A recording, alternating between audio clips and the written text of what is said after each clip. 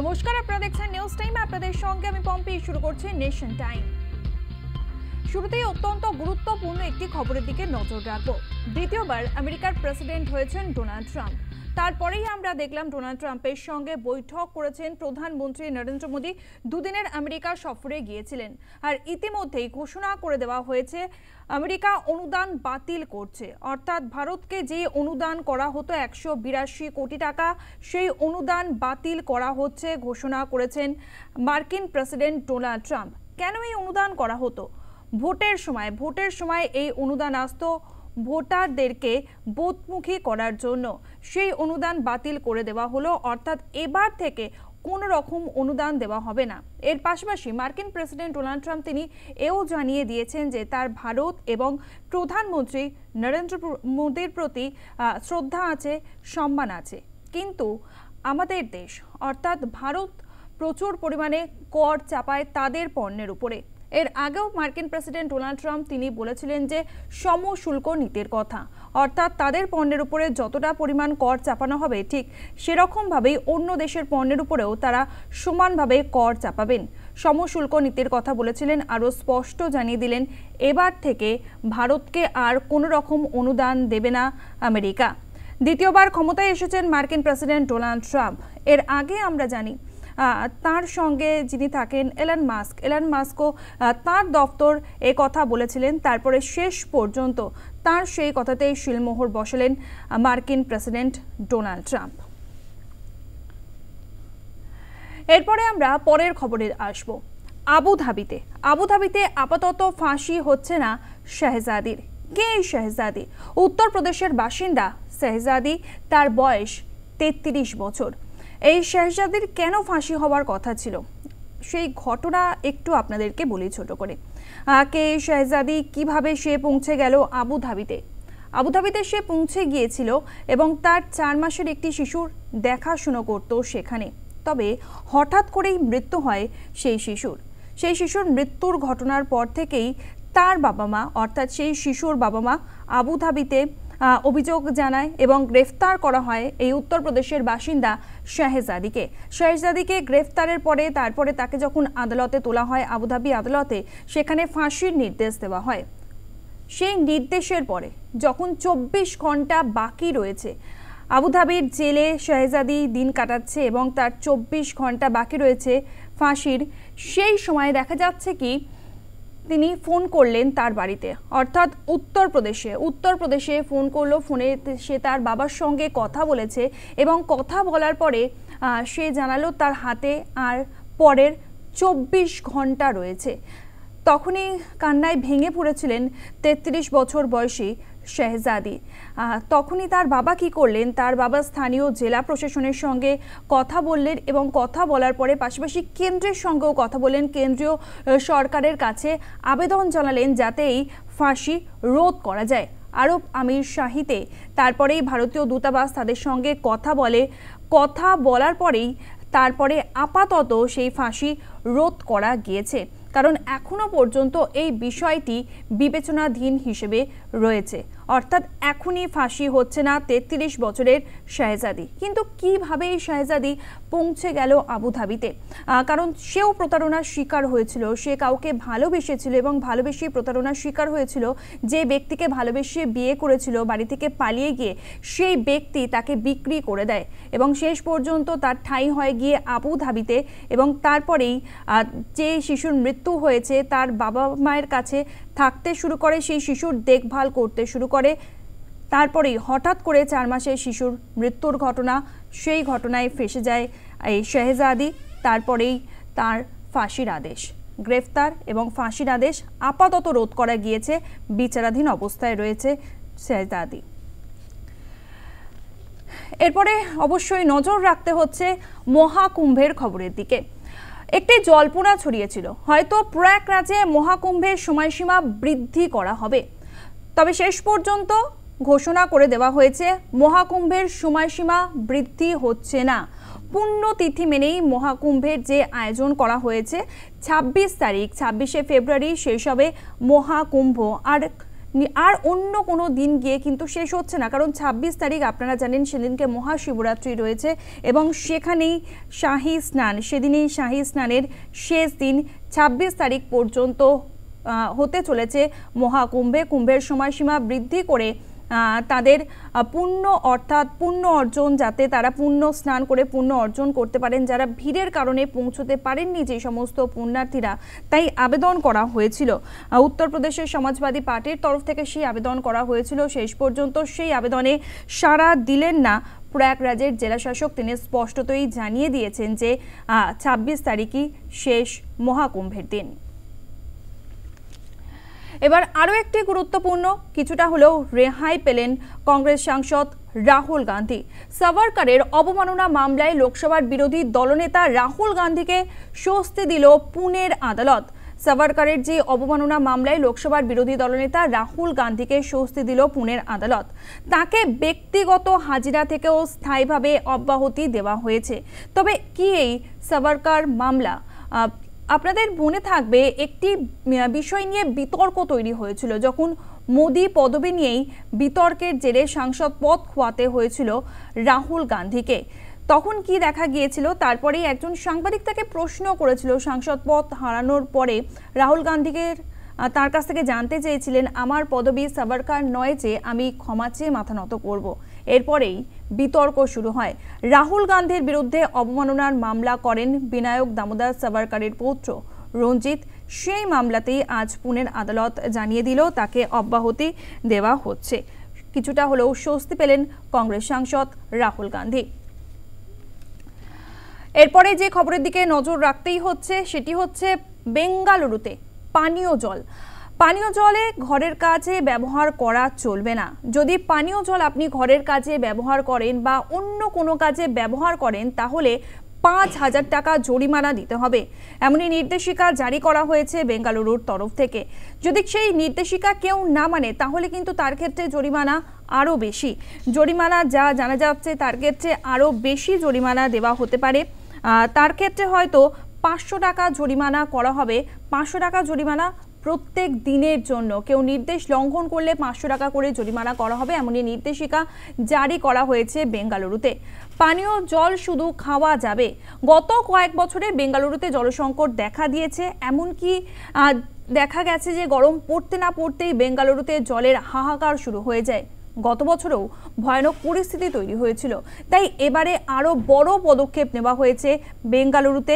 নির্দেশিকা জারি করে দেওয়া হয়েছে যে যদি কেউ অপব্যবহার করেন পানীয় জলে, সেক্ষেত্রে তাকে 5,000 টাকা জরিমানা দিতে হবে। আর কেউ নির্দেশিকা লঙ্ঘন করলে তার ক্ষেত্রে আরও কিন্তু প্রত্যেক দিনের ক্ষেত্রে প্রত্যেক দিন তাকে জরিমানা দিতে হবে 500 টাকা করে।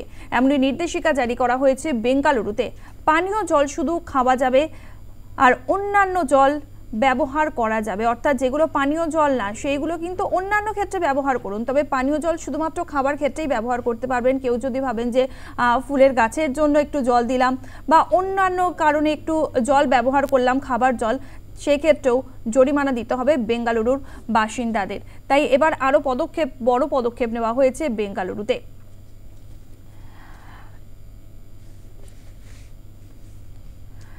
এবারে পরের খবর, বাজি বিস্ফোরণে কেরালায় আহত হয়েছেন 30 জন।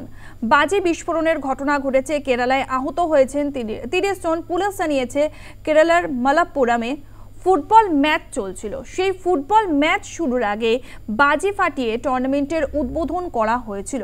তবে পরপর বাজি ফেটে অগ্নিকাণ্ডের ঘটনা ঘটে, আগুন লেগে যায়। যখন সে আগুন লেগে যায়, দর্শকরা তাড়াহুড়ো করতে থাকেন, হুড়োহুড়ি পড়ে যায়, তারা সেখান থেকে চলে যেতে থাকেন। তখনই বাজি ফেটে ও পদপিষ্ট হয়ে বেশ কয়েকজন জখম হন। তাদেরকে দ্রুত অ্যাম্বুলেন্সে করে হাসপাতালে নিয়ে যাওয়া হয়। তবে হাসপাতালে প্রাথমিক চিকিৎসার পরে ছেড়ে দেওয়া হয়েছে সকলকে। কেরলের ঘটনা আপনাদেরকে জানাচ্ছিলাম, যেখানে ফুটবল টুর্নামেন্টের উদ্বোধনী ম্যাচে বাজি পোড়ানো হচ্ছিল। তারপরেই একের পর এক বাজি যখন পোড়ানো হতে থাকে, বাজি বিস্ফোরণের ঘটনা ঘটে। সেই বাজি বিস্ফোরণের ঘটনায় কেরালায় আহত হয়েছেন 30 জন। কেরালের মালাপ্পুরমে ফুটবল ম্যাচ শুরুর আগে বাজি ফাটিয়ে টুর্নামেন্টের উদ্বোধন করা হয়েছিল। পরপর বাজি ফেটিয়ে অগ্নিকাণ্ডের ঘটনা ঘটে। দর্শকদের মধ্যে হুড়োহুড়ি পড়ে যায়। বাজি ফেটেও পদপিষ্ট হয়ে বেশ কয়েকজন জখম হন। দ্রুত অ্যাম্বুলেন্সে নিয়ে গিয়ে হাসপাতালে প্রাথমিক চিকিৎসার পরে ছেড়ে দেওয়া হয়েছে জখমদের।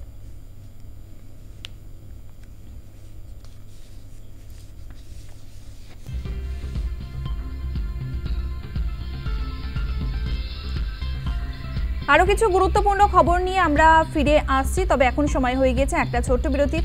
সঙ্গে থাকুন। ফিরে এলাম বিরতির পর। জম্মু কাশ্মীরের বানিহালে অগ্নিকাণ্ডের ঘটনা। দ্রুত সেই আগুন ছড়িয়ে পড়ে। আগুনে 7টি বাড়ি পুড়ে ছাই হয়ে যায়। এমনকি ক্ষয়ক্ষতির পরিমাণ প্রায় লাখ টাকা। আগুনে একজন গুরুতর জখম হয়েছেন। এই ঘটনা ঘটেছে জম্মু কাশ্মীরের যেখানে দেখা যাচ্ছে পুড়ে ছাই হয়ে গিয়েছে বেশ কয়েকটি বাড়ি। আপনারা দেখতে পাচ্ছেন সেই ছবি দেখাচ্ছি, দাউ দাউ করে আগুন জ্বলছে। জম্মু কাশ্মীরের বানিহালে ঘটেছে এই ঘটনা। ক্ষয়ক্ষতির পরিমাণ প্রায় কয়েক লাখ টাকা। আগুনে পুড়ে ছাই হয়ে গিয়েছে 7টি বাড়ি। তবে কেউ নিহত হননি, আহত হয়েছেন 1 থেকে 2 জন, এমনটাই সূত্র মারফত খবর পাওয়া গিয়েছে। জম্মু কাশ্মীরের বানিহালে অগ্নিকাণ্ডের ঘটনা। দ্রুত সেই আগুন ছড়িয়ে পড়ে। আগুনে 7টি বাড়ি পুড়ে ছাই হয়ে গিয়েছে, নিঃস্ব হয়ে গিয়েছে এই সমস্ত পরিবারগুলি। ঘটনাস্থলে পৌঁছয় দমকলের ইঞ্জিন এবং কয়েক ঘন্টার চেষ্টায় আগুন নিয়ন্ত্রণে আসে। ক্ষয়ক্ষতির পরিমাণ প্রায় কয়েক লাখ টাকা। আগুনে আহত হয়েছেন একজন ফরেস্ট গার্ড।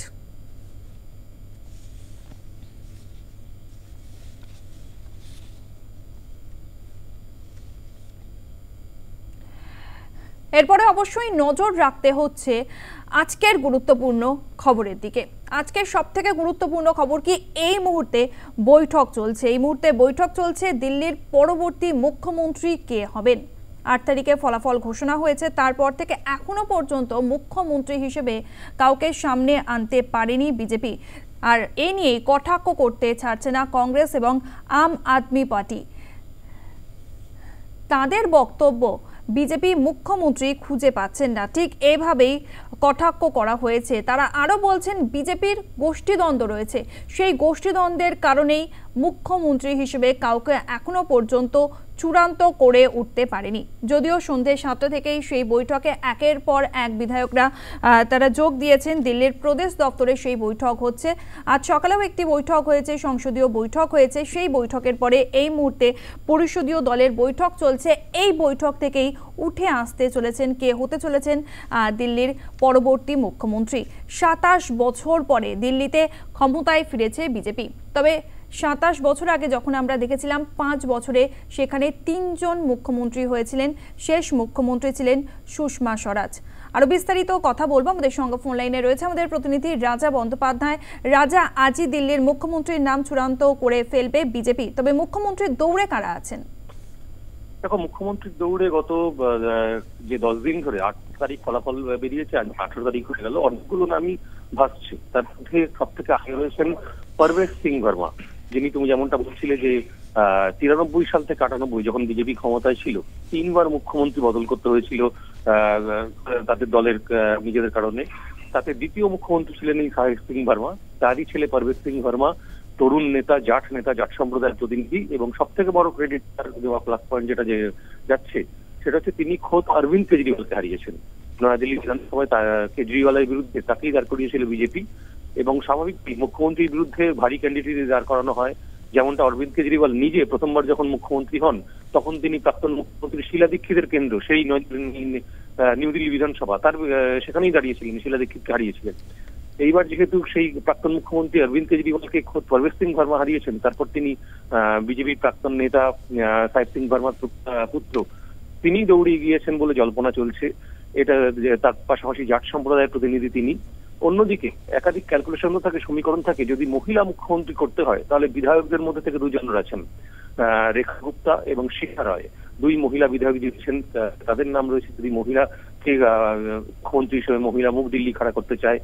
অন্যদিকে শিখ কার্ড, পাঞ্জাবিদের শিখ কার্ড, কারণ দিল্লির যে ভয়াবহ শিখ দাঙ্গা আমরা দেখেছিলাম সেটার প্রলেপ লাগাতে মনমোহন সিংকে প্রধানমন্ত্রী করেছিলেন সোনিয়া গান্ধী। সেই ধরনের যদি শিখ কার্ড খেলতে হয়, সেখানে মনজিন্দর সিং এবং আশিস সাধু বলে দুই পাঞ্জাবি শিখ প্রার্থী বিধায়ক রয়েছেন। আর হচ্ছে আর একটা ব্যাপার সেটা হচ্ছে যে এই 48 জন বিধায়কদের মধ্যে থেকে না রেখে যদি বাইরে থেকে কাউকে মুখ্যমন্ত্রী করা হয়, এমনটাও সম্ভাবনা রয়েছে। কারণ এই ঘটনা আগেও ঘটেছে বিজেপির ক্ষেত্রে। উত্তরপ্রদেশে যোগী আদিত্যনাথ যিনি মুখ্যমন্ত্রী, তাকে যখন মুখ্যমন্ত্রী করা হয় তিনি উত্তরপ্রদেশের বিধায়ক ছিলেন না, তিনি ছিলেন গোরক্ষপুরের সাংসদ। লোকসভা থেকে সরাসরি তাকে উত্তরপ্রদেশের মুখ্যমন্ত্রীর দায়িত্বে পাঠানো হয়। সেক্ষেত্রে হলে বাঁশুরি স্বরাজ একটা উল্লেখযোগ্য নাম, প্রাক্তন বিদেশমন্ত্রী সুষমা স্বরাজের কন্যা। তিনি এই মুহূর্তে নিউ দিল্লি যে লোকসভা কেন্দ্র, সেই লোকসভা কেন্দ্রের সাংসদ। বাইরে থেকে কাউকে করতে হলে সেই বাঁশুরি স্বরাজকেও করা হতে পারে, এমনটাই বিভিন্ন রকম জল্পনা চলছে। তবে সিদ্ধান্ত তো আজকে সকালেই হয়ে গেছে। সকাল 11টায় বিজেপির সদর দপ্তরে সংসদীয় বোর্ডের বৈঠক বসে, যেখানে প্রধানমন্ত্রী নরেন্দ্র মোদী, অমিত শাহ, রাজনাথ সিং, নির্মলা সীতারামন, যারা সংসদীয় বোর্ডের সদস্য মেম্বার তারা ছিলেন। সেখানেই চূড়ান্ত সিদ্ধান্ত হয়ে গেছে। এখন একটু আগে যেটা শুরু হয়েছে প্রদেশ বিজেপির দপ্তরে 7টা থেকে এই 48 জন বিধায়ক নিয়ে যে পরিষদীয় দলের বৈঠক, এই বৈঠকটা আনুষ্ঠানিক এবং সেখানে কেন্দ্রীয় নেতৃত্ব যা সিদ্ধান্ত নিয়েছেন সেই সিদ্ধান্ততেই শিলমোহর দেওয়া হবে। একজন নামটা প্রস্তাব করবেন, সেই নামের সপক্ষে বাদবাকিরা সমর্থন করবেন। সেইভাবেই জানানো হবে যে সর্বসম্মতভাবে এনাকে মুখ্যমন্ত্রী হিসেবে বেছে নিয়েছে পরিষদীয় দল। এটা একটা আনুষ্ঠানিক ফর্মালিটি। আর কিছুক্ষণের মধ্যেই সন্ধ্যে 7টা থেকে দিল্লি প্রদেশ বিজেপি দপ্তরে এই পরিষদীয় দলের বৈঠক শুরু হয়ে গেছে। সেই বৈঠক চলছে এবং বৈঠকটা শেষ হলেই আর কিছুক্ষণের মধ্যেই আনুষ্ঠানিকভাবে ঘোষণা হবে যে শেষ পর্যন্ত বিজেপির কেন্দ্রীয় নেতৃত্ব 27 বছর বাদে এই দিল্লি তাদের হাতে এসেছে, দিল্লির মসনদ বা কুর্সি, সেই কুর্সিতে কাকে বসাতে চলেছেন সেটা আর কিছুক্ষণ বাদেই পরিষ্কার হয়ে যাবে। ধন্যবাদ রাজা। আমাদের সঙ্গে ফোন লাইনে ছিল আমাদের প্রতিনিধি রাজা বন্দ্যোপাধ্যায়। আগামীকাল রামলীলা ময়দানে প্রধানমন্ত্রী নরেন্দ্র মোদী তো বটেই, সঙ্গে থাকবেন দেশের সমস্ত বিজেপি শাসিত রাজ্যের মুখ্যমন্ত্রী থেকে শুরু করে কেন্দ্রীয় মন্ত্রী, দলের সর্বভারতীয় পদাধিকারী সকলেই উপস্থিত থাকবেন। এছাড়াও 50 জনকে ইনভাইট করা হয়েছে, নিমন্ত্রণ জানানো হয়েছে। 50 জনেরও বেশি সেলিব্রিটিকে আমন্ত্রণ করা হয়েছে। রামলীলা ময়দানে জমকালো অনুষ্ঠান হতে চলেছে। এই মুহূর্তের গুরুত্বপূর্ণ খবর আপনাদেরকে জানিয়ে রাখি, পরবর্তী মুখ্যমন্ত্রী হলেন রেখা গুপ্ত। মহিলা মুখ্যমন্ত্রী বেছে নেওয়া হয়েছে বিজেপির তরফ থেকে। রাজধানীর বুকে মহিলা মুখ্যমন্ত্রী, নাম রেখা গুপ্ত। এই মুহূর্তে আমরা যে খবর পাচ্ছি আপনাদের সামনে আমরা তুলে ধরার চেষ্টা করছি। রেখা গুপ্তের নাম পাওয়া গিয়েছে। জল্পনা ছিল রেখা মুক্তকে তাহলে কি বসাতে চলেছেন দিল্লির মসনদে। শেষ পর্যন্ত রেখা গুপ্ত, শালিমার বাগের নতুন বিজেপি বিধায়ক রেখা গুপ্ত, তিনি হচ্ছেন দিল্লির মুখ্যমন্ত্রী। মহিলাদের মধ্যে এগিয়ে বণিক সমাজের প্রতিনিধি হিসেবে রেখা গুপ্ত। দিল্লি বিজেপির মহাসচিব ছিলেন, বিজেপি মহিলা মোর্চার রাষ্ট্রীয় অধ্যক্ষ, এমনকি এবিভিপি থেকে রাজনৈতিক জীবন শুরু করেছিলেন তিনি। রেখা দিল্লি বিশ্ববিদ্যালয়ের ছাত্র সংগঠনের সভাপতি ছিলেন। সেই রেখা গুপ্ত যিনি শালিমার বাগের বিজেপি বিধায়ক, তাকেই দিল্লির পরবর্তী মুখ্যমন্ত্রী হিসেবে তুলে ধরা হয়েছে, তাকেই চূড়ান্ত করা হয়েছে।